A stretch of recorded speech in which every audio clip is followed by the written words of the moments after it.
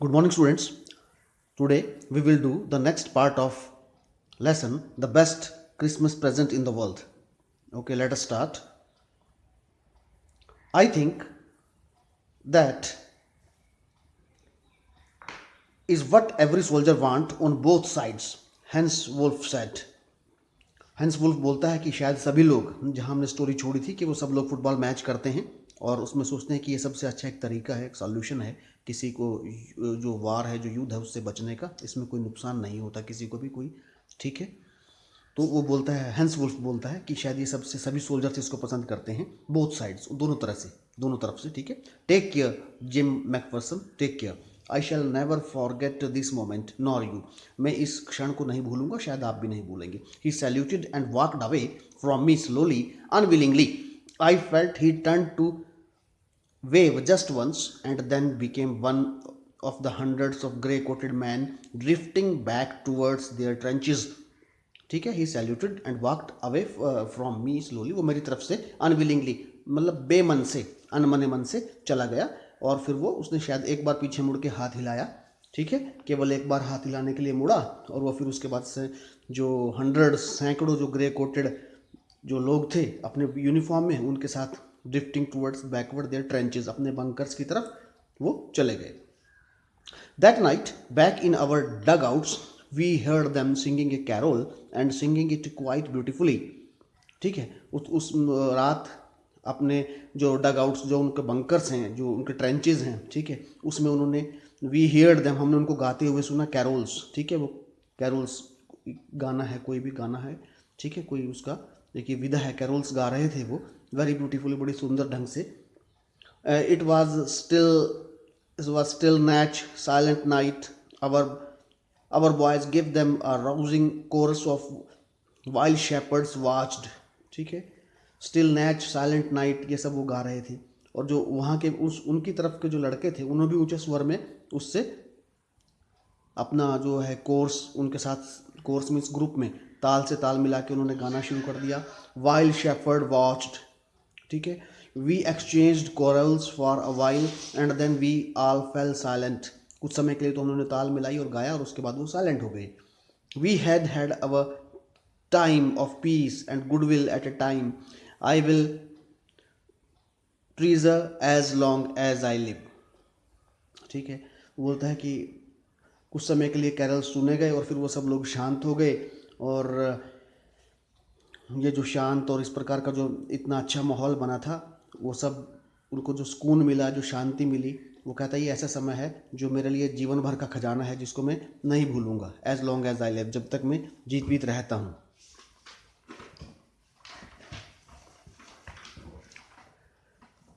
Dearest कोनी,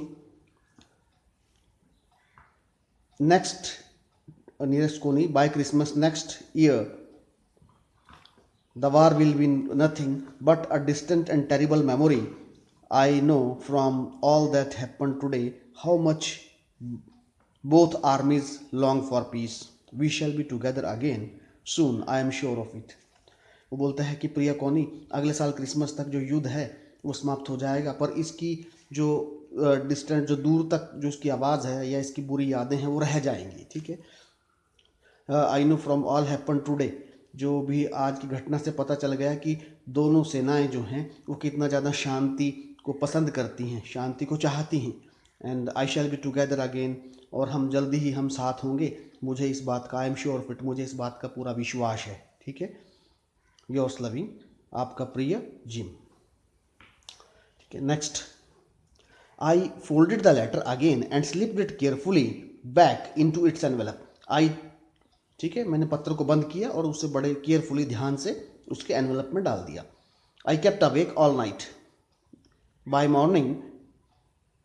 morning I knew what I had to do. I drove into Bridport just a few miles away. I asked a boy walking his dog where Cooper Beaches was। ठीक है। मुझे जो मैं सारी रात भर जागता रहा और सुबह उठते ही मुझे पता था कि मुझे क्या करना है। ठीक है। मैं ब्रिडपोर्ट पहुंचा जो कि कुछ मील की दूरी पर था। मैंने एक लड़के से जो कि अपने कुत्ते को जो है घुमा रहा था, उससे मैंने पूछा कि कॉपर बीचेस कहाँ है, कॉपर बीचेस कहाँ था। House number 12 turned out to be nothing but a burned out shell, the roof gaping, the windows boarded up. I knocked at the house next door and asked if anyone knew the whereabouts of Mrs. Macpherson. ठीक है, वो कहता है कि वो 12 number जो था वहाँ पर बीचेस, कोपर बीचेस जो उसको ढूंढता है, वो बोलता है कि 12 नंबर जो है वहाँ कुछ नहीं था, बल्कि एक जला हुआ टूटी हुई छत, लकड़ी के तख्तों से ढकी हुई खिड़कियाँ थी। ठीक है, गैविंग एंड विंडोज बोर्डेड अप। कहता मैंने साथ वाले घर को खटखटाया, knocked the next door and asked, door में पूछने लगा कि क्या कोई मिसेस मैकफरसन के बारे में कुछ जानता है, उसको कुछ वेयर अबाउट्स जानता है। Oh yes said the old man in his slippers, he knew her well. वहाँ एक चप्पल पहने बूढ़ा जो व्यक्ति था वो बोला हाँ वो भली बात जानता है। उसने बताया a lovely old lady he told me, a bit muddle headed but at her age she was entitled to be, wasn't she. ठीक है, उसने बताया कि वह एक प्यारी सी बूढ़ी औरत है जो थोड़ा सा विचलित है, दिमाग से विचलित है या सन की दिमाग की है, परंतु ऐसा उसकी उम्र में होना स्वाभाविक है। ठीक है, ऐसा उसकी उम्र में होना स्वाभाविक है। ठीक है ना। A 101-year-old she had been in the house when it caught fire. वह 101 वर्ष की थी जब इस घर में आग लगी थी, तो वह उसमें ही थी। No one really knew how the fire had started but it could well have been candles. She used candles rather than electricity because she always thought electricity was too expensive.